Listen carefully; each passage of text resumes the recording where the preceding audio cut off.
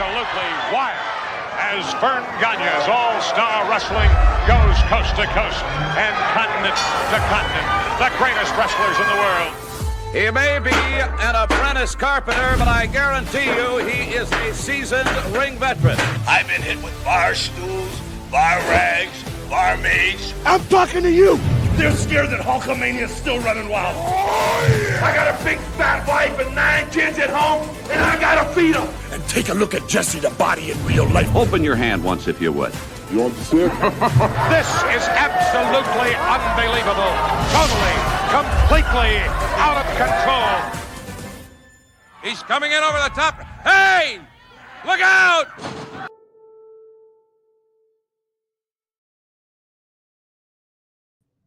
Hello, everybody. Welcome into AWA Unleashed. We are the preeminent #1 podcast dedicated to the stories and the memories of what we consider to be a fairly over wrestling territory. That is the American Wrestling Association, based out of the Twin Cities of Minneapolis and St. Paul, of which I reside.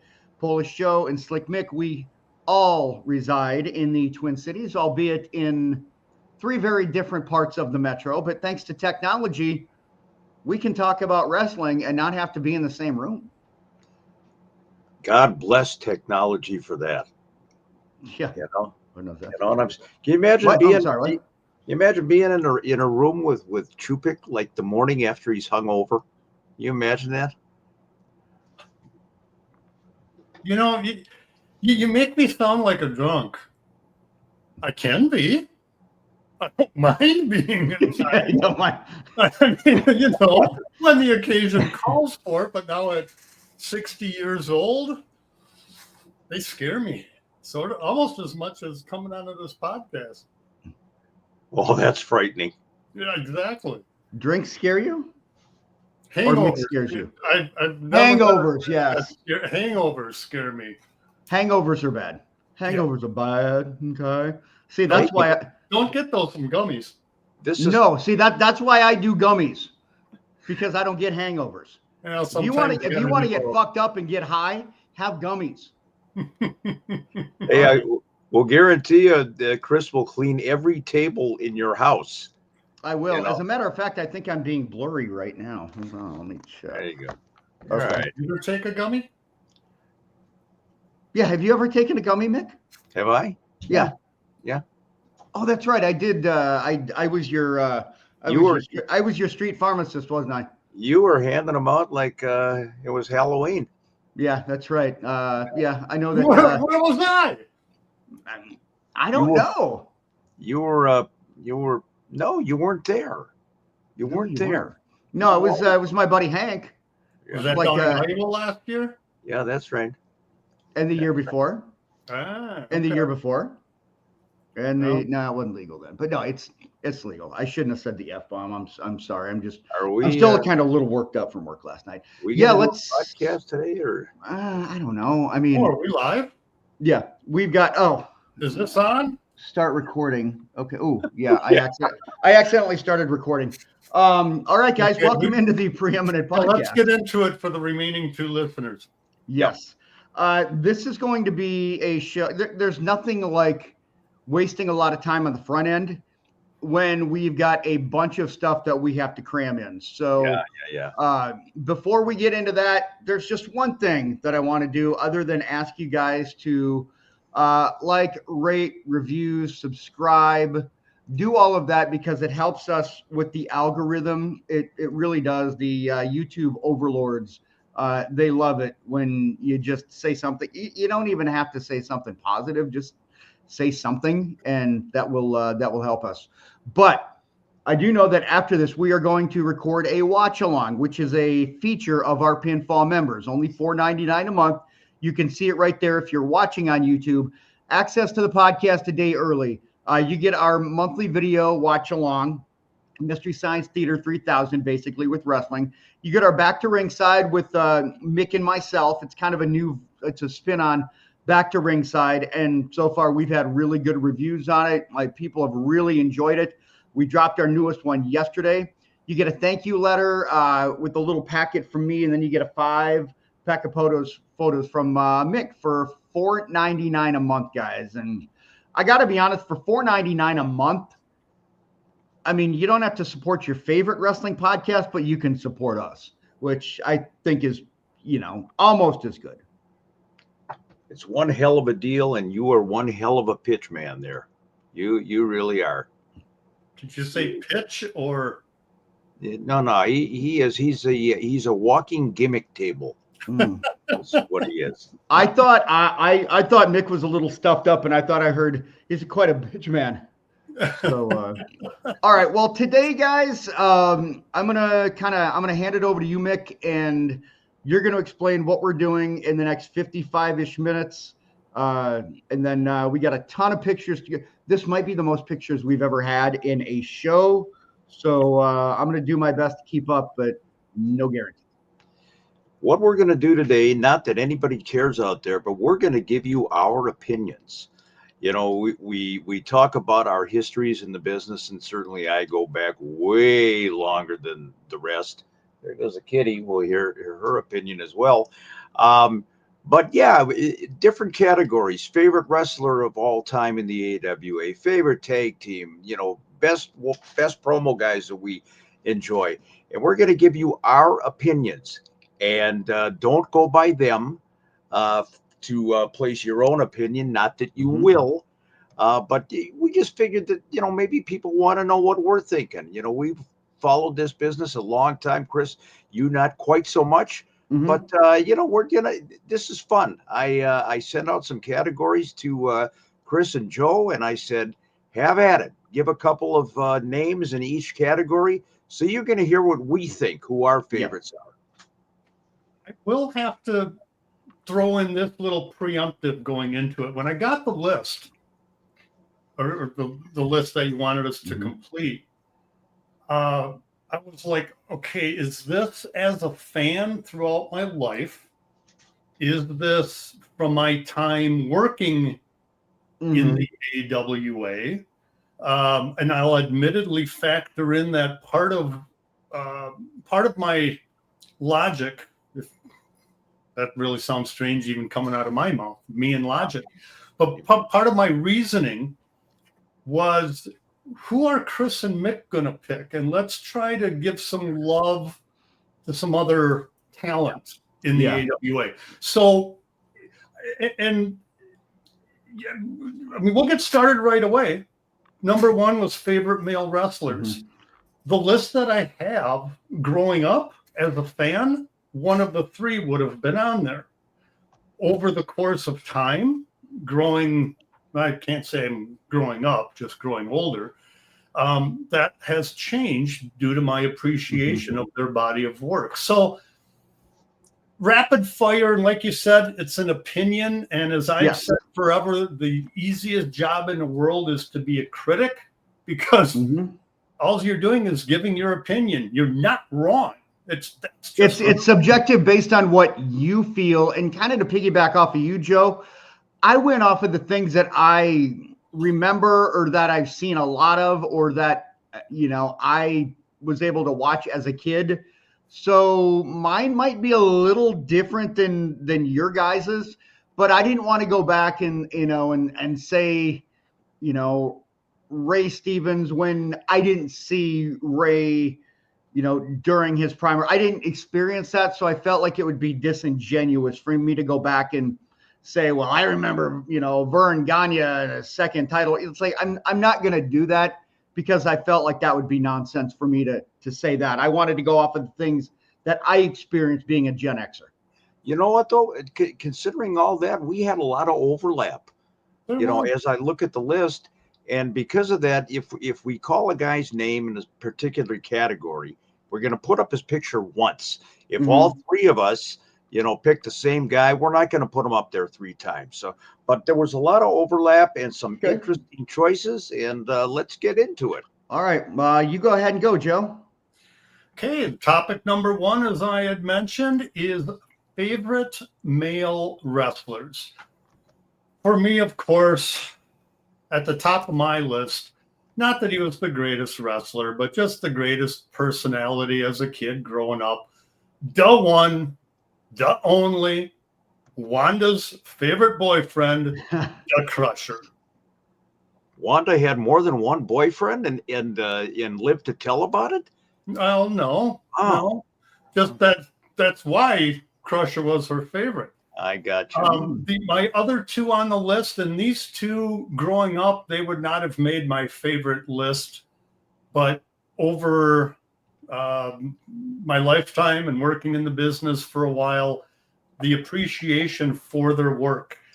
Now, before I name the other two, one that I was borderline going to add was going to be Kurt Hennig, but he didn't make it because the other two are Heenan and Bockwinkel. Are we going to put their picks up there, Chris? Yep. There he, look at him in all his splendor. Yeah, that's the WWE version of Heenan. Yeah, he looks like Rudolph with the red nose, doesn't he? Oh boy, yeah. You know what? Like Pinocchio. It's like Pinocchio. It's getting ready to grow. That's exactly right. Yeah, I think he's got. I think he had Joe's sport jacket on there too. He's and the red nose, so he had doing his Chupik.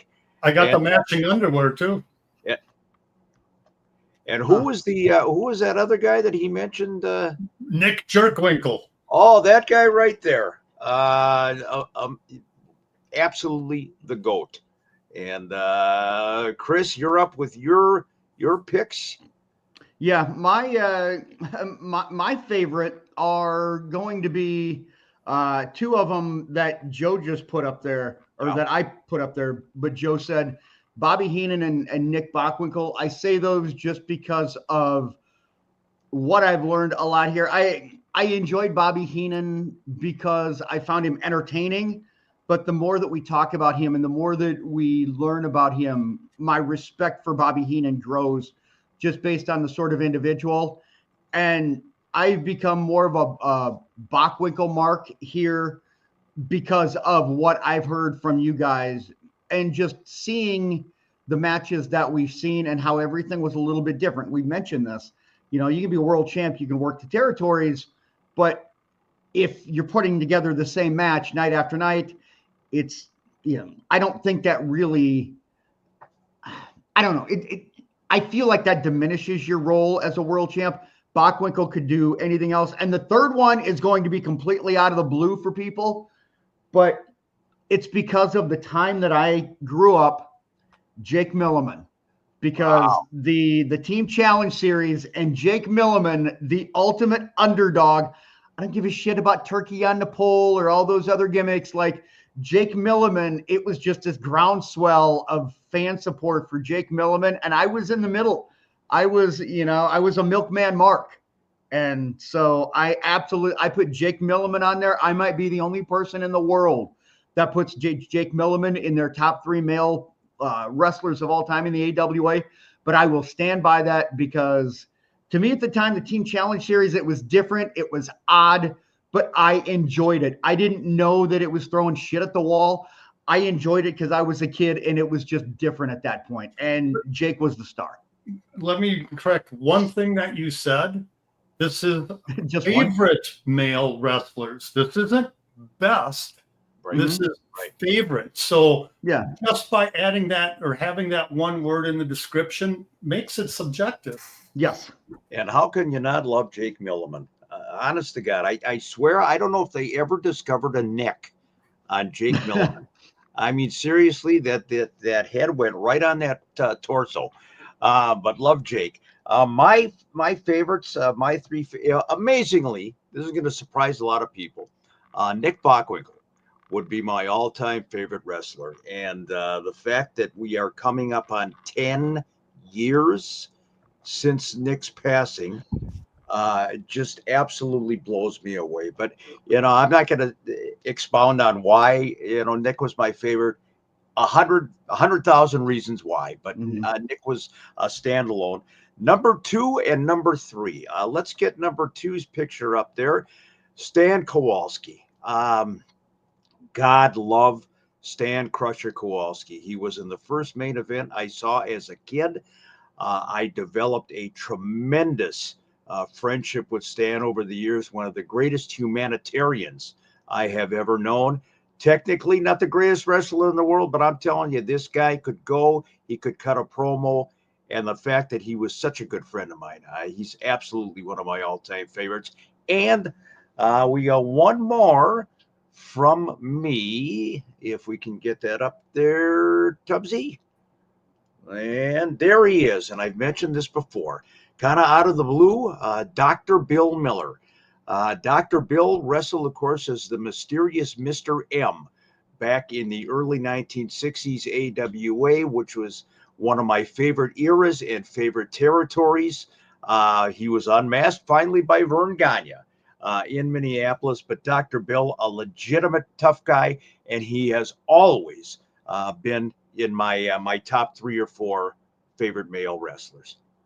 All right, our next category, let's give the ladies some love. Yes. Favorite female wrestlers. For me, it was pretty easy.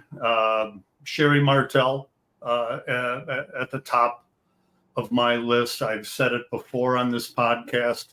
She, much like Hogan did for individual wrestlers and the Road Warriors did for tag teams, to me, Sherry Martel was the revolution of women's wrestling, and that started in the early 80s. Inside and outside the ring, just loved her work, loved dealing with Sherry, but you just didn't want to piss her off. No. Yeah. Number 2 on my list, love the gal, Medusa Michelli. She came in as now that version of her, not so much, because as she said, she was happy to get rid of those things that are hiding underneath the top there. But she came in. You mean she's not a patriot? She doesn't support America? Well, it looks like America's supporting her in this picture.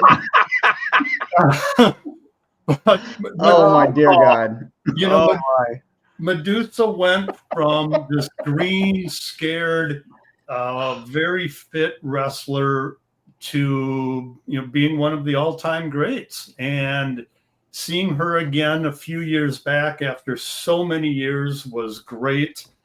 And so I had to put Sherry on the list, or Medusa on the list. My third one, I got to admit, you had asked for 3, Mick, and I'm like, who the hell do I put on there? Well, in the 80s, there weren't really many others. So I just went back and I had to give some love to Judy Martin, old school wrestling talent, one of the first female wrestlers that I remember in the AWA. So Judy gets put onto my list. Judy, one of the great veterans ever in the business. And you said old school, tough. And what a wonderful lady when you get to know her. Tubbsy. Yeah, I'm a patriot. I'm gonna go with the red, white, and blue Medusa. No, because again, I was at a point where the women were not. There were only, I want to say, a few of them that I can remember even being a part of the AWA, and those were 2. And you just look at the impact that they had. So yeah, I'm going with Medusa and Sherry Martel. And maybe part of that, I know Sherry, the wrestler, but I include Sherry because of what she did with the Rockers and Doug Summers and Buddy Rose. And I kind of include her because of that. So I only had 2. I had those 2. Thinking about that Medusa picture, Joe and Chris, have you ever felt more like saluting the flag? I mean, seriously? So able to do it with no hands. I got to readjust my camera to, hold on. Okay. No. But even Medusa will say, it's like, why did I go so big? I think that looks like her second upgrade. No, but yeah, I mean, all kidding aside, she seems like she's just an awesome person, though. She really is. She, no doubt about it. My 3, I'm going to throw, of course, the curveball for the first person on my list, and that is a longtime dear friend of mine, and we'll get her picture up. Done this. There's only like 50 some odd pictures here. So Yeah, I mean, it's not like I There have a lot she to go is. through. She was my favorite as a kid, growing up. She'll hate to hear that, but Dixie Jordan, Princess Little Cloud, a pioneer in the wrestling business, the one-time wife of Eddie Sharkey. Princess trained with Fabulous Moolah, and interestingly enough, one of the few people that trained under Moolah that has nothing bad to say about her. Dixie went on to a relatively short career in the business, but honest to God, again, you talk about the lifelong friendships. As nice a person as you would ever want to meet, and that is Princess Little Cloud, Dixie Jordan. Number two, we've talked about her over and over again, and that is Sherry Martel. Sherry, if you knew Sherry, if you got to know her, as Joe said, you didn't want to piss her off because you'd be looking up at the lights, but one of the greatest talents in the history of the business. As far as women's wrestling, maybe overall, the best talent. Number three for me, talk about people you don't want to piss off. And there's a picture of her in a quiet moment. That is the late, great Vivian Vachon. And of course, she is the sister of the Mad Dog, the niece of the Butcher. And Vivian, of course, starred in the movie Wrestling Queen. And she was tough. She was no nonsense. She was old school. She was taken from us much too soon by a drunk driver in a traffic accident, both her and her daughter. But I was always a huge mark for Vivian Vachon. Hey, our third topic, we're going to go to favorite tag teams. Uh-huh. Now, before I get into mine, like I had talked about earlier, I had seen a lot of them in the 70s, but I went with tag teams that I worked with and enjoyed. Some may be surprised that I do not have Crusher and Bruiser on the list. The reason for that, for me, Bruiser really didn't wrestle a whole bunch in the AWA by the time I started to become a fan. He made a couple of spot appearances, but he concentrated on, the WWA? Yes. Yep. Out of Indianapolis. And so they didn't make it, but I will put on, I said it a million times, they transformed tag team wrestling. Not these guys, but I'll go to my first tag team would have been the Road Warriors. Mm-hmm. When they came out to Iron Man, it's still referred to as the Road Warrior Pop. They mesmerized and changed tag team wrestling for me. And the second one, I'm putting the Rockers up there because the Rockers, along with Rose and Summers, kept the AWA alive for me when I was working there. They were a knockoff of the Rock and Roll Express and so forth, but Sean and Marty, for all of their, shall we say, personal faults maybe in the 80s, and one of them still has some, back when they were hot in the AWA, they were as good as it got to me in tag team wrestling during the time. And then my third tag team, and I switched this one. I originally had the Destruction Crew, and I did that because I knew Mick was going to go old school. I didn't know, I didn't try to get into Chris's head. I'd have been roaming for a while. Boom, boom. Nothing there. But I took the Destruction Crew off, and I went with the Long Riders. I thought that they were sort of underappreciated at the time, but their feuds with Hall and Hennig and the Road Warriors, they were the only tag team that, to me, even had a chance, even when they're standing in their corners to begin a match. It's like, okay, this one could be really good. The Road Warriors could possibly lose. So just sending some love to Scott Hogg Irwin and Wild Bill Irwin, the Long Riders. All right. Well, I'm going to get an apology. Yeah, I saw RW and I just went past it and I saw Rockers. So that was No my bad. worries. I think you kind of nailed it for me, Joe. I'm going to go. Mine as well was the Rockers just because of the Rose and Summers. And I know that, they kind of, hit their stride in WWE and whatnot. But there are two teams that were influential. And first of all, yeah, you mentioned the Destruction Crew. The Destruction Crew were they were the champions at the time. So naturally I was like, okay, these are the top guys. And they came off as the top guys. I mean, you look at them, they weren't overly muscular, but they were ripped. They were strong. Their promos were good. And I just always thought that they were the team to beat. And they were, I always enjoyed watching the Destruction Crew. Chris, hold on a sec. I'll take this.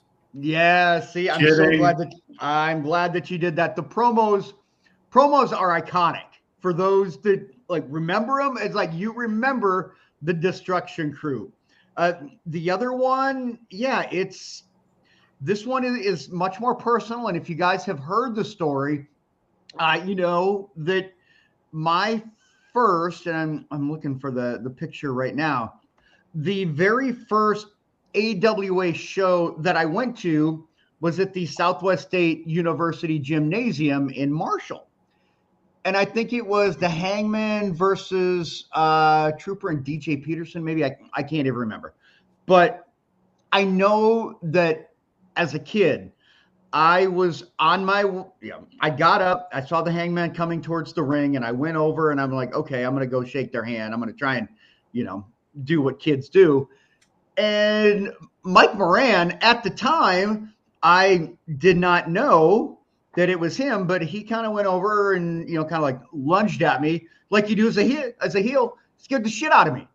And I went back with my tail tucked between my legs. I was Mr. Tough Guy. And then I went over to my uncle's and I was just basically shaking like a scared little puppy. And I'm sure that he absolutely enjoyed that. And I know that he enjoys holding that over my head to this day. But if you talk about tag teams that I remember distinctly, the Texas Hangman and Mike, just proud to call him a friend, such a good dude, such a really, really good dude. And that's why I like the Hangman. They traumatized me as a kid, and I guess thank you for that. Quick little question. I'm drawing a blank. I'm trying to remember what I used as their theme song when they came out. Do you remember? Oh, boy, I don't remember. You have to look up. I'm guessing that it was not the theme to Good Times. Yeah. I was just thinking that would have been Dynamite. Oh my God! So you got number 3 too, Chris, right? No, I already said. I think I already said the Rockers. Oh, there you go. Yep. All right, Joe, you said I was going to go old school. Of course, I'm going to go old school. By the way, sorry to interrupt you, Mick. I agree with all three. Well, 2 of the 3 I never saw one of the tag teams work. The other 2 I did. I agree 100%. But again, my logic was let's just spread a little love around. Spread it out a little bit. My favorite all-time tag team, and again, shouldn't surprise anybody, Nick Bockwinkel, Wicked Nick, and Ray the Crippler Stevens. If you were a fan of the AWA and you followed it closely in the 1970s, they were so freaking hot, and I mean red hot heat. They got legitimate heat, not manufactured heat. And of course, when they added Bobby Heenan to the mix in the fall of 1974, that put it over the top. But Nick and Ray, I honest to God, 2 old school guys that knew exactly how to manipulate the crowd. They were ring generals in the ring, with all due respect to Gunther. And again, adding Bobby to the mix, Bockwinkel and Stevens, their feuds with Crusher and Bastien and Billy Robinson and Vern Gagne, etc. Nobody liked Nick and Ray. My number 2 favorite tag team goes back again, way back to when, according to you, Chupik, way back. I'm not wrong on this one. Yeah. Back when I was just getting started watching pro wrestling, they were bigger than life when I saw them for the first time at the Minneapolis Auditorium. Stan Kowalski returns to my list, this time as a tag team, along with Tiny Mills. They were called Murder Incorporated. There was nothing fancy about Tiny and Stan. They were straight ahead, no nonsense, old school tough guys. AWA's first World Tag Team Champions, Tiny Mills, and I saw that at the bottom, Stanley Kowalski. I saw at the bottom of that picture there. Number 3, old school again, and it was really close between them and Tiny and Stan. But I think in the history of professional wrestling, and you talk about teams that got heat, Larry Hennig and Harley Race. Could you put 2 tougher guys together as a tag team in the AWA than Larry and Harley? They were extraordinary together. There's a picture of them. They were, of course, multiple-time AWA tag team champions. Their big feud was with the Crusher and Dick the Bruiser. They remained friends forever until Harley passed, and then of course Larry passed away. Talk about tough guys, and again, legitimate heat. They caused riots everywhere they went. So Hennig and Race are my number 3 all-time favorite tag team. One comment about Tiny and Stan. I loved the name Murder Incorporated. Oh, very fitting. Very fitting. Yep. Okay, from favorite tag teams to favorite managers. This one, I mean, top of this list, there's this, and then everybody else. Bobby the Weasel Heenan. What more can be said about the best, greatest overall GOAT, in my opinion, in the business? Nick has a second close, but Bobby, I mean, Nick's commentary when he was doing color, but put Bobby on there with Gorilla, and I know that's not AWA. Bobby Heenan, the GOAT. Period. There's not even a debate in my mind. The other 2 brought her up earlier. Sherry Martel. She generated heat at ringside with Rose and Summers like no other. She elevated the feud between Rose and Summers and the Rockers to the heights that it reached. And then the last one, I got to go with that garlic-eating Iraqi, Sheikh Adnan Al-KC. Mick, you prick. I think, I don't know if he's on your list, but I'm going to guess if he's not, he's going to be a very close one. But Heenan, Sherry, and Adnan for my favorite AWA. Oh, there you look at him. Look at him right there. You've got the essence of Sheikh Adnan LKC. Mick Crotch. How'd you like to be greeted in a locker room? You come in and this booming voice, in front of all the guys. Crotch. And I'm telling you, the mouth went upward and the eyes bulged out, and that was Adnan. Well, and that's with a little poke of the sword in certain places too. That would be Adnan. Yeah.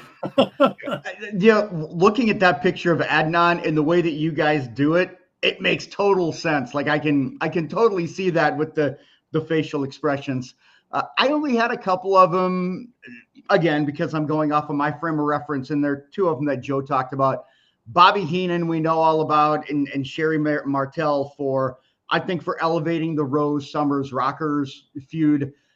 I'm guessing it probably still would have been good, but I just feel like Sherry Martel was a little bit of lighter fluid on that.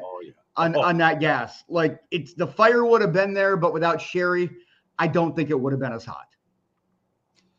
Sherry Martel, yeah. What can you say? My first two, I agree with you guys completely. Bobby Heenan and Sherry Martel. Nothing more needs to be said about those two. And Joe, you're right. There's Bobby Heenan and there's everybody else. They're not even in the same hemisphere. Once you get to number two on. Number three, I got a little variance, and I went back and forth between him and Adnan, I gotta say. But this gentleman right here, Lord Alfred Hayes, when he came into the AWA, and he is referring to, of course, the wedges and trollops that the Crusher hung out with, and calling Crusher the saloon goon, and then of course referring to George Scrap Iron Gadowski as Gadzuki. Lord Alfred Hayes was one of a kind. I can tell you that. He was a great wrestler in the ring, more so than a manager. But to me, his promos, working with Bob Remus, Super Destroyer Mark II and Mark III and Don Jardine and what have you, this guy was aces. And when I got to know Lord Alfred later on in life doing commentary with the AWF, this guy was absolutely amazing. I miss him dearly, and he's number three on my list. I've never heard of Lord Alfred Hayes. I've heard of Lord Elfinko Hayes. Elfinko, yeah, it's a cousin. Yeah. Oh, gotcha. Yeah. Of course, that was the nickname that Crusher gave him. But I'm sorry, Chris. No, like I said earlier, Adnan and Hayes, I could have put either one of them in my top three and not been wrong. Yep. I feel like the art of a subtle little mispronunciation by a heel it's undervalued in today's promo. Just when they do it, it's so overtly over the top. But if you do a little jab here and there, I feel like it's more effective, and it's missing in today's promos. A lot more effective than talking about somebody's broken marriage, as far as I'm concerned. And stop it. I've remarried. I've done better. Along those lines, that's why I love Santino Marella, his promos when he would mispronounce. To me, those are some of just classic modern day. I'm going John Cena. Yeah, John. Just classic promos. And he did it without breaking too, which is so hard. Oh, and the talent on the other side broke a lot. Yeah. They didn't know what was coming, and he was so damn good doing his promos. Okay, we're going to move on to favorite feud. Now, this one, I'm going to incorporate my childhood. I'm going to go back. I believe it was 69 or 1970. The very first main event that I ever saw from the St. Paul Auditorium. It was a steel cage match. None other than Crusher versus Mad Dog. As I tell that story, I always finish it off with, after that match, I was hooked. Yeah. That's it. Great feud. Chris, you're up. Yeah, I'm going to go. When I started watching, there really wasn't much in terms of the feuds outside of the, Rose, Summers, Rockers. There was maybe a little bit of Kurt and Nick, but I felt like that was kind of more of a passing of the torch thing. I'm going to go back to one that, as we've done this podcast, I knew that it was a significant one in history, but I didn't exactly know how big it was and how important it was. And that's the one that people say could have changed the trajectory of the promotion, and that's Nick Bockwinkel and Hulk Hogan. Now, because of the length of it and the fans being screwed over once and then twice, I just feel like it's one of those feuds, but I think that you can look at it and think that it was good, but I think also at the same time, maybe fans think that it was a feud that was done poorly and it left a black eye on the promotion. And unfortunately, I don't think that's necessarily wrong, but I'm going to go with that just because I feel like in the entire timeline of what we're talking about, and again, what I've learned from you guys, that this was one that I felt was very important to the history of the AWA.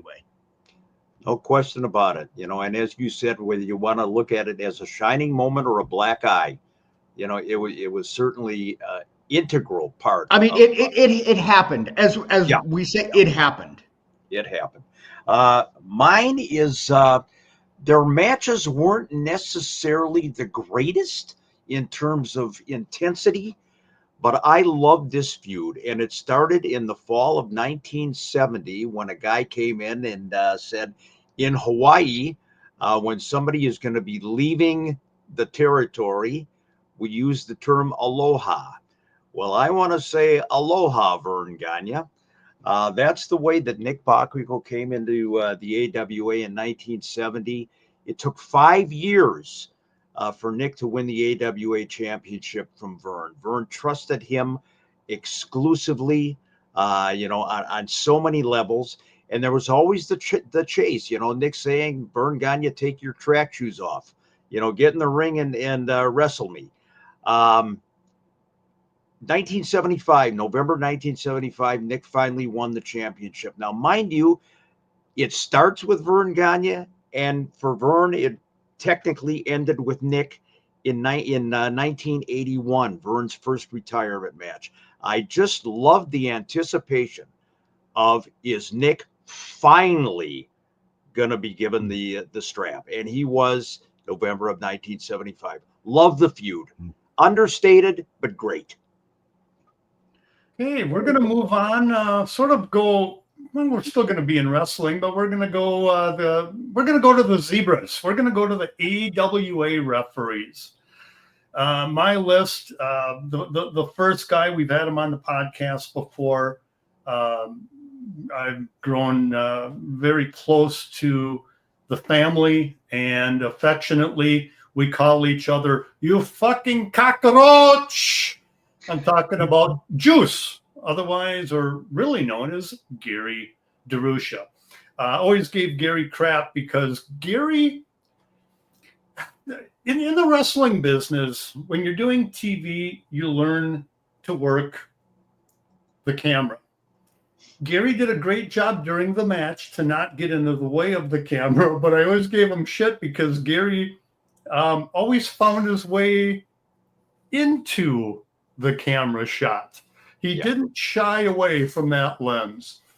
My next one, I mean, we're talking legendary old school AWA, and just a great guy. None other than Marty Miller. Marty didn't necessarily take bumps. It was more of a touch, a fall, and a slight wobble and a roll. But Marty Miller, an absolute staple in AWA wrestling history, longtime trusted official. The last one, I'll admit, I had a difficult time. You look back, it's like, okay, you had special referees come in here and there. But I'm going to throw my third one in there because Mick asked for three. Just really for the only reason that he was the son of my favorite wrestler. I'm talking about Larry Lazowski as my third referee. Excellent. And I know there's Larry. Up pictures. There's Larry in the middle at the Crusher statue. He doesn't look much like his dad, does he? Good Lord. Well, his girlfriend Wanda's bald though. Jesus. Oh my God. Oh Lord. Chris, please. Oh man, I got no words. I get no words for that. Referees were not really a thing for me in the AWA. The only one that I remember was Scott Ledoux coming in and as a boxer and coming in and keeping Larry Zbyszko in line. So to me, it was the late great Scott Ledoux, who was, I knew him as a legitimate boxer. So I knew if anybody was going to keep that spudhead in line, it was going to be Scott Ledoux. And that's pretty much the only one that I remember during my time. I doubled up with Joe on a couple of them. Gary DeRusha, of course, and Marty Miller. Marty was about 5'6", and I'm talking about wide. I don't know how tall he was. But my personal favorite kind of goes under the radar with the AWA, and that's the late Chuck Svensson. And Chuck was a big guy. He was about 6'2", 6'3", wonderful guy inside and outside the ring. He would take an occasional bump and fly out of the ring. There's Chuck in between Wilbur Snyder and Nick Bockwinkel. Chuck, friendly to fans, great in the ring, super guy, ultimate professional. He had the respect of his peers in the wrestling business. So Chuck would be my number one. Not a bad choice. My only comment on Chuck is not the prototypical referee in terms of size, because then it made the wrestlers look smaller. Yeah. Where you had a Marty Miller and even Gary. I mean, Gary is still, maybe 5'11" or 6 foot, but it was still small enough.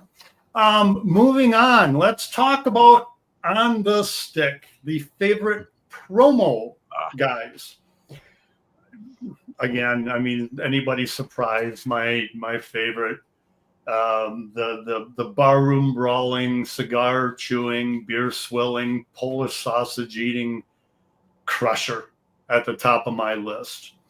Number 2, again, I brought it up earlier, Bobby Heenan. I mean, when he and Mean Gene Okerlund would sort of just not go back and forth like snipping at each other, but commenting, the level of improv that those two had together, second to none. And then I could make the case that it was because of one interview, but I'm going as an entire body of work. I'm going to go into the dog shop. Maurice Mad Dog Vachon. To me, I didn't have Mad Dog on my list, but the Pine Box is my favorite promo of all time. So that's my favorite promo, but I didn't have him on my list. I went with 2 of the guys that you had, Joe, with Bobby Heenan and Nick Bockwinkel. Heenan just so good in any environment. He could be mean, he could be silly, he could be funny, he could be serious. Anything you needed for Bobby Heenan, he was able to do it. Nick Bockwinkel, I go back to the promo that you were just talking about where he came into the promotion, Mick, not yelling, not screaming. He just walks onto the screen, says in Hawaii, when somebody's leaving, we say aloha. And it's like, that's it. And you're like, oh my God, is that how somebody's going to come in? Like, it was almost like sadistic in the way that you're like, okay, this guy's got something planned. I don't know what it is. And then just the more that I've seen of him, and again, this is a lot of what I'm learning here on the show. I've got those 2. And then, of course, just what we've seen from Crusher. I think it's just somebody who I had no idea what he was going to say, but I knew it was going to be entertaining. And at the end of the day, when I'm watching wrestling, I just want to be entertained. At the end of the day, just entertain me and make me enjoy and make me invest as a fan. And those promos, if I see a Crusher promo, I'll sit and watch the whole thing, and I know I'll be entertained with it, even though I don't have any idea what's going to happen. I have no surprises on my list. I have Bobby Heenan, I have Nick Bockwinkel, and I have Mad Dog Vachon. And if you didn't see the dog in his early days in the AWA, when he was the ultimate heel, spitting saliva, coming out with those 2 teeth and ranting and raving about Vern Gagne or the Crusher, nobody did it like the dog. And the amazing thing is, and this goes for a lot of the guys in the business, Joe and Chris, you know this, outside the ring, the nicest, most gentle pussycat you would ever want to know. But the dog, boy, did he deliver, whether it was a pine box or, calling somebody fat well, or, one of us has to leave this world. But definitely Bobby Heenan, Nick Bockwinkel, and Mad Dog Vachon. I want to add one thing to my list. A close fourth for me, as far as entertaining promos, the Clawmaster, Baron von Raschke, and that is all the people need to know. There you go, buddy. Okay, we're going to move on to our favorite main event match of all time. I had two on my list, but I had to go with Nick Bockwinkel versus Kurt Hennig from the Showboat. This photo here is actually from Super Clash 3, where Nick lost the belt. Kurt won it, of course, with the help of Larry Zbyszko. But the 1 hour Broadway of Nick and Kurt, when Nick was, remind me again, I mean, Nick, was he probably about 52 years old? Nick, when they had that, it was, what year was that when Joe? That would have been, they did the match in November of 86. Yeah, so Nick was 52. Yeah, 86, because Super Clash 3 was in 87. So 52 years old, and Nick goes a 1 hour Broadway with Kurt Hennig. And we've seen a lot of the match. For those that are Patreon members, hint, hint, sign up. The match, those two just put it on. That was the passing of the torch. That was Kurt Hennig's coming out party, where the birth of Mr. Perfect, in my opinion, was born. Yeah, I'm going to piggyback off of that, Joe, as well, because I didn't see a whole lot of really good main event. I mean, I was going to say Team Challenge Series, but then I think that people thought that I would have been trolling. In terms of like the quality of matches, I think that was one that I didn't see many, what they call Broadways. I didn't see a whole lot of those longer matches at the time. So when I was watching it, I was just mesmerized. I'm like, how can two wrestlers go for an hour when everything else was maybe 50, the NWA, WCW, a 15-minute time limit. It's like, okay, that's your TV title, but this was different. It was presented differently for me. And then, the whole angle with the, Zbyszko and the coins and everything, later on. But I think it was just so different for me that I'd never seen it before. And it sticks out to me. That was on my list until like the last possible second. That was going to be my favorite as well. And Joe, to your point about Nick and Kurt, what's so sad is that they were so masterful in the ring, but it was in the dying days of the AWA, so the crowds were non-existent. And that is such a tragedy, especially the hour Broadway on ESPN, beyond comprehension. But my favorite match, for personal reasons, obvious personal reasons, is Nick and Vern, the championship change in 1975. I was there live, and what stuck out to me about this was not only finally did Nick win the championship, but it was a controversial decision. And I was fully expecting the next time on AWA TV, Stanley Blackburn was going to issue this edict that Bobby Duncombe interfered and cost Vern the match, and the title is going back to Vern Gagne. It didn't happen. And for one of those few times, there was no cameras in the arena the night that Nick Bockwinkel beat Vern Gagne, November 8th, 1975, my favorite main event of all time. One comment on something that you said about the Nick and Kurt match, Mick. Yeah. You're spot on that it was in the dying days of the AWA. But I've asked fans, I've asked our listeners, if you've not seen the match, to go and look at it. Even though it was in the dying days, at the end, after a 1 hour Broadway, listen and look at the crowd, and they were fully vested into that match.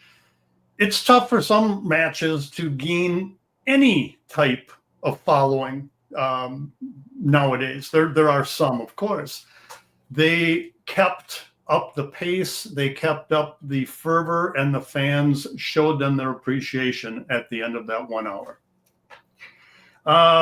Next, our favorite enhancement talent. I mean, this one was real easy for me. especially at the top of the list. One of the nicest guys ever in the business, period. The Sodbuster, Kenny J.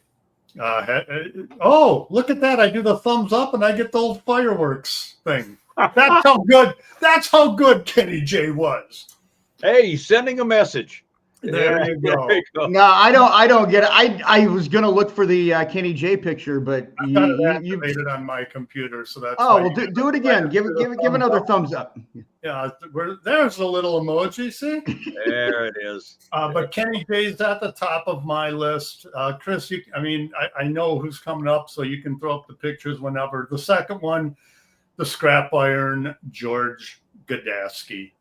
Just when George went in there, it's like, I just win one for George, please. And of course, the Crusher pulled him from out under the ring, in his overalls, like nobody had ever seen or knew that George Gadaski was a wrestler. I remember laughing at that part of it back in the day, but George got a little love in a main event match. And then last but not least, Chris, you'll appreciate this one, the Milkman, Jake Milliman. Yeah, I love that picture. That's a great picture. I've got two out of the three as well. I had Kenny and Jake, but Mick, I'm gonna let you go ahead and pick up this picture. I figure I had to put my 6 seconds of opinion in there. No. Hey, yours is valuable input, buddy. This is Waterloo, Iowa, several years ago. Kind of an AWA reunion picture. That's Baron von Raschke on the left, Danny Hodge, Jake right in front, Jake the Milkman Milliman, Larry Hennig, Darla Staggs, Jim Brunzell, George Shire, Shelly Melby Bonin, and Slick Mick. And I don't have a lot of variance on this one, guys. I mean, as far as my three, it would be Kenny J, George Gadaski, and Jake the Milkman Milliman. And the AWA fans still talk about those three guys with reverence all these years later. Give Jake a break, right? You bet. Yeah. Okay. Now, this one, I got to just preface. Well, I'll say the category: least favorite male wrestlers. There was one that was so easy for me to put on this list that I didn't put him on the list because I knew that if not both of you, that one of the two of you would. And the one that I didn't include was Buck. I'm a piece of shit. I mean, Zumhoff. So I didn't put him on. I put on Angelo Ping Pong King Kong Mosca. Wow. Nothing resonated for me with him when I saw him, and this is as a kid. Okay, I don't know. I'd never had any interest other than hoping that he was going to get his ass kicked. So maybe along those lines, he didn't deserve to be on there, but he just never did anything for me. The second one is sort of even surprises me, but here's my overall logic behind it. I got so, and still to this day, sort of the stereotype of a Japanese or an Asian wrestler coming out, doing the karate moves, doing the salt in the eyes. I appreciate Masa Saito, what he could do in the ring, but I'm making a statement just in general. Up until maybe, recent where the Japanese wrestlers have a little bit more love of it, but every Asian wrestler did the ceremonial salt toss before, and he's my protest vote for the stereotype of what Asian wrestlers were until probably, within maybe the last 10 to 15 years.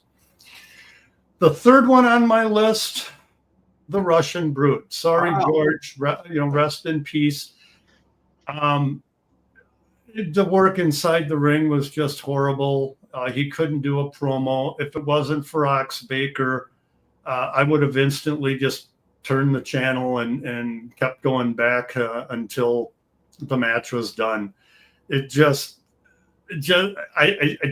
didn't work for me. Okay, Chris, you're up. Yep.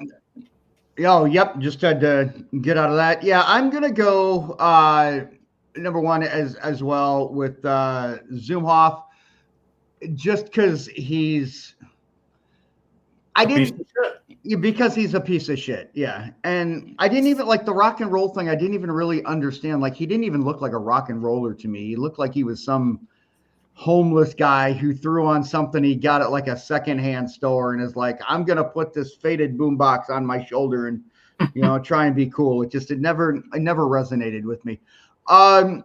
Number two, I'm gonna go with Larry Zbyszko, just because he did such a good job of being a heel. And I'm trying to find out, I don't even know if I've got a picture of him.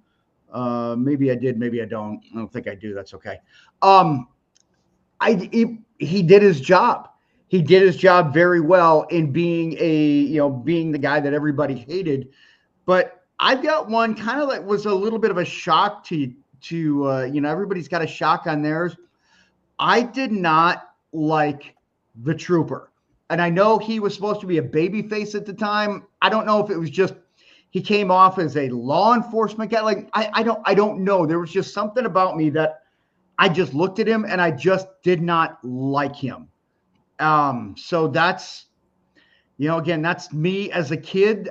I didn't like the Trooper. And yeah, I don't know what it was. I just didn't like him. My number one pick is the guy with the boombox, and I don't need to list the reasons why. There are endless reasons why. I went with two people. It's interesting because I thought, okay, there he is. Yeah, he doesn't deserve airtime. That's kind of a universal choice trifecta among us.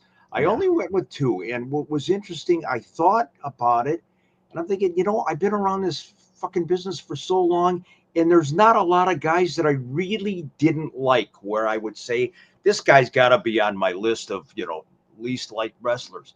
Buck was number one. Not always, but he certainly turned out that way. And also Billy Robinson. And I know a lot of people who did not know Billy on a personal level will, be shocked at this, but we've talked about this many times. Mm-hmm. And even the wrestlers have, Greg Gagne. Inside the ring, Billy was a master technician. Outside of the ring, he could be the biggest asshole in the world. And, the more I hear about him over the years and the way he had some disrespect for a lot of the people that he dealt with in the business, Billy Robinson would be number two for me. Okay, next on our list, top three most underappreciated male wrestlers. At the top of my list, I'm going to put Greg Gagne. He's a friend of mine still to this day. No, he did not weigh 218 pounds. Maybe 200 pounds and soaking wet. What was he, 6'3", 217, or am I thinking of somebody else? Greg is maybe, I know, I got it. Now I get it, Chris. But no, Greg, maybe 6 foot, 6'1"? Yeah. He's smaller than me. I'm 6'3", 205. If I was wrestling, I'd be 6'5", 250. That's just the way the business works. But hey, there's no mistaking Greg's talent inside the ring. He could sell. He didn't make himself out to be a big muscle-bound guy. He knew his role and he did it well. Another guy who, and admittedly, the second guy on my list was because of, and we've talked about it before, what I think they should have done with them in the AWA, they did with them in the WWF, and that's Rick Martel. As a heel, outstanding. His work inside the ring in the AWA or WWF, outstanding. A nice guy. He was he was a great looking guy. That's why the lady loved him. Yes, that one's for you, Darla Staggs. But Rick Martel, underappreciated, but in his time with the AWA, I think it was just because he was a milquetoast baby face. You know, he didn't have the opportunity to shine like he did in the WWF. And then my third one, a lot of for the same reasons, I'm going with Kurt Hennig. When Kurt was here and started, he was pudgy, he was soft. I think he auditioned for Ghostbusters as a Stay Puft Marshmallow Man in his early days. Wow. He would have been. Apparently, he wasn't perfect for the role, though. Not yet. He wasn't perfect yet. That's why. But Kurt Hennig, he's at or near the top of my list. Not at the top, but near the top of my list for all-time great wrestlers. From his gimmick as Mr. Perfect to the bumps that he took, the believability of his matches when he was in the AWA. I just don't think he got the appreciation for what he would become. Yeah, I don't know if a lot of people really had the foresight to think that Kurt Hennig was going to end up being one of the all-time greats in Mr. Perfect, one of the, I think, most revered characters of all time. I've got the same three, Joe, and I feel like it's for the same reason. Rick Martel, I don't really remember him as part, much in the AWA. Most of him was Strikeforce, and then it was the WrestleMania 5 against the Brainbusters, and turning on Tito Santana, and that was, to me, that was the Rick Martel, kind of like what you were saying, that the AWA could have capitalized on, because Rick Martel just you said, great, fantastic worker, but never had a chance to really shine as a personality up until that point. Kurt Hennig, obviously was, turned into Mr. Perfect. And then, Greg Gagne, you see what he did, and he was very athletic, but I think people still now to this day just give him a hard time because of, not believable. It's believable if you can pull it off, but being Vern's son, I think that was working against him. But I look at Greg Gagne and Greg and Jim, and I believe it. I believe him as being the underdog. If we can believe Rey Mysterio as being a world championship competitor, why can we not put Greg Gagne in that same boat? People have, I've never understood that either. And even back in Greg's era, guys like Kendall Windham, Jeff Jarrett, they were not big guys. They weren't big guys, no. They were lanky like Greg, but Greg gets the heat. I totally agree with you on Kurt Hennig. Obviously, he didn't get a chance to really shine and show what he could do in the AWA. Rick Martel, I disagree with you guys on one sense. I liked Rick Martel a lot as a babyface. I thought he really came of age when he had the Stan Hansen feud. Now, maybe that's Stan bringing the best out of Rick Martel, but I liked Martel. As per usual, I kind of went out of the box on my two selections for underrated guys, and I have mentioned one of them before, and that would be the late Buddy Wolf. Beautiful Buddy Wolf, Les Wolf, great amateur wrestler, came into the AWA. There's a shot of Les, and teamed up with Larry Hynemi, became part of that crew. So underrated. If you watch some of his matches on YouTube, this guy was a ring general as well. Old school, tough. And, he had the misfortune of putting over Muhammad Ali when they were doing that big Wide World of Sports event in preparation for the Ali Inoki match. But I loved Buddy Wolf. Great, great guy. The other one I have mentioned before on this podcast, and I don't think he gets the appreciation or the flowers that he should get as being a ring general and a heel. When he came to the AWA, he all of a sudden became a sergeant in the French Foreign Legion, and that would be Rene Goulet. He started out as a very milquetoast babyface here. You know, the women loved him. Back in the early 1960s, when he turned heel and became a part of the French Foreign Legion and Sergeant Jacques, and then he had the feud with the Boombox guy here in the AWA. Rene Goulet, to me, so underappreciated, not only in the AWA, but literally in the business itself. And I got to add in there that you forgot one of his names, and that was Pepe Le Pew. Pepe Le Pew, but yeah, let's not forget who. Yeah, giving credit where we don't want to give credit. Yeah. Our final list: wrestlers you wish would have wrestled in the AWA. Now, two of the guys, one guy in particular did, but it was really before my time. He's number 3 on my list. I wish I would have been able to see Harley race during my time as a fan. Yes, he did wrestle Larry Zbyszko later on in the years, but I would have loved to have had Harley race in the mix with Nick and Vern.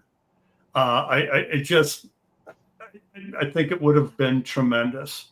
Another guy that I think he wrestled maybe once or twice in the AWA was Roddy Piper. Just loved him as a heel. He's one of the great all-time talkers of all time. Would have loved to have had Piper in the AWA stable. And the other one, admittedly, could be because, well, I'm a homer. He's a Robbinsdale guy, and I don't think he ever wrestled in the AWA. I'm talking about Ravishing Rick Rude. Why he never worked up here along with like Barry Darsow, Minnesota guys, but they were just never here. Loved Rick's. This is for all you fat ladies out there. It just take a look at a real man. No, not here. Look on your screen, the guy in the bow tie. But those are my 3 that I would have loved to have had either in the AWA, wrestled during my time as a fandom, or working in the AWA. Yeah, well, this is for all you fat, out of shape, St. Cloud sweat hogs. There you go. Sit down and watch a real man. Yeah, Rick Rude would have been so great in the AWA. I went with ones that at the time were characters in the WWE just because, I mean, you need characters. At that point, when I was watching, you needed characters. You needed larger than life. Rick Rude, I think, would have been great, but I think you need characters that were bad guys, like really, really bad. I think it's easier to bring those guys in and have them be a part of the mix and have one of your homegrown guys be the baby face, be the good guy in it. I've got that. I've also got one of my all-time favorites, and that is the Macho Man Randy Savage. Very flamboyant, probably would have been a little too flamboyant for the AWA, but I think, the size, I mean, you saw the matches that he had, with like Kurt Hennig later on would have been great. And then also another one I don't have a picture of is somebody that was big in the Mid-South and WWE, and that was the $1 Million Man, Ted DiBiase. I just feel like those over-the-top gimmicks and characters, I feel like just one or two of those might have been a little bit of a shot in the arm that maybe that could have helped. And if you bring Roddy Piper in, then Roddy Piper and Buddy Rose, it's already there from the Portland days, so it would have made sense. Before I give you my picks, in reference to Rick Rude and Barry Darsow, both Joe's best friend Barry Darsow, it's interesting that both of them homegrown Robbinsdale guys did not wrestle in the AWA, but then they didn't have to. They got their big push in other territories and never really needed to come back to the AWA. My 2 picks for guys that I wish I would have seen in the AWA, and I've mentioned this before, kind of off the wall. Mark Lewin, who was, of course, managed by Kevin Sullivan, down in the southern part of the United States, part of Sullivan's devil gimmick down there. When he was the Purple Haze in Georgia Championship Wrestling, I loved Mark Lewin. This was a guy who has wrestled since the 1950s. As bizarre as it was, I think the Purple Haze gimmick at the time would have gone over okay in the AWA. I've always been a Mark Lewin fan. Can't put my finger on exactly why, but huge fan. Would have wished he would have come into the AWA. And the other guy, for all you pencil neck geeks out there, I was always, when he was a wrestler or a manager, I was a huge fan of Classy Freddie Blassie. And, people remember him as a manager. There you see him doing Classy Freddie Blassie's Greco-Roman bite of the nose. Classy Freddie, to me, his promos, I loved them. I loved them all the time. Every time I heard him. Is that Captain Lou with him? I believe that is Captain Lou. Yes. Okay. And Captain Lou's another guy I just got the biggest kick out of. But, I got to tell you, Classy Freddie Blassie, as a manager, Ray Stevens went out one time and he ranted and raved about how he was going to kill this guy and he was going to destroy him. He was going to pull his face off. You'll never see him again. And Classy is standing in the background. He's chuckling. And all he said was, you see, that's why I love the guy. So you love a guy because he's a serial killer, or he wants to go out and machete everybody. Classy Freddie Blassie, to me, would have been a great addition in the AWA. So there we go, guys. By the way, again, this is all subjective. There's no right or wrong. You have your opinions, but these are ours. Yep, there you go. Yeah, and by the way, I do have one picture here that I wanted to get to that I didn't put him up there, but I think it's a great picture. And I wanted to put that one up before we brought it home. There, it's St. Paul's Ed Hellier, or Steel Domain Wrestling's Ed Hellier on the left, the wonderful Kenny J in front, some big goof standing there in the back, and an even bigger goof to the right. And that was after a podcast we did out in the Plush Studios in Inver Grove Heights, Minnesota. Love that picture. Thank you, Chris. Appreciate you putting that up. But again, all subjective, people. You've got your own opinions. We're not necessarily right or wrong. So yeah, let us know. Yeah, put them in the comments. Put them underneath, because anything you do, you comment on it, you rate, review. You think we're a bunch of putzes, but you think we're a bunch of putzes that do a good job. Either way, just let us know. Let us know, because we're all good. Might be a stretch. Decent. Is about the top of our ladder. I believe the kids call it mid. Mid. Yeah, mid. There you go. Mid. All right. By the way, before we go into the shout outs, Chris, I just wanted to mention something about Rick Rude. Yes. Ladies and gentlemen, when you see MJF come out for an interview in AEW and he says, cut my music, Rick Rude was cutting the music back 40 years ago. It all goes back to Rick Rude. So there you go. Way ahead of his time. I had no idea how many people were they had it, and how much of an influence it would have in today's business. Unreal. I think we're going to do some shout outs. Yeah, let's do some shout outs and then bring it home. My buddy, Fred Yerke, and his wonderful wife, Carrie. Carrie underwent some very, very serious surgery of late. Fred, the hardest working man in show business when it comes to hauling the ring truck around all over the United States, not just here locally. Carrie, get well soon. Mm-hmm. Fred, you're the man. We love you both. Yeah, and just a side shout out to Fred. Without the ring, there is no wrestling. Yeah, and the ring crews that come in early to set up the rings. Hopefully, it's a good ring. There have been not Fred's, but there have been times. Well, why don't we give Fred and Carrie just a universal shout out then, because of what they're going through and just the I'm up for that. Just the influence that Fred has had because if you've seen a wrestling show in or around the Midwest in like 4 or 5 state area in the last, I don't know how many years, Fred Yerke has probably had a hand in more of them than you even realize. No doubt about it. And many times the ring truck has broken down on the way to an event, you know, maybe 100 miles out. What, God damn it, somehow or other, Fred has managed to get the ring to the arena. You know, and to help set up and tear down. Just a wonderful guy. And if you can get kudos from a guy like Joel Gertner, who says Fred is a good dude. Joel Gertner, the quintessential stud muffin, even putting over Fred Yerke. So Fred, we love you, Carrie. God bless you, dear. Yep. So there you go. That's our shout out for all three of us, right? I think it's I think it's fair. I think it's fair. Forgot what else. What do we normally do? It's been so long since we've done this. I guess I can shill again the Patreon.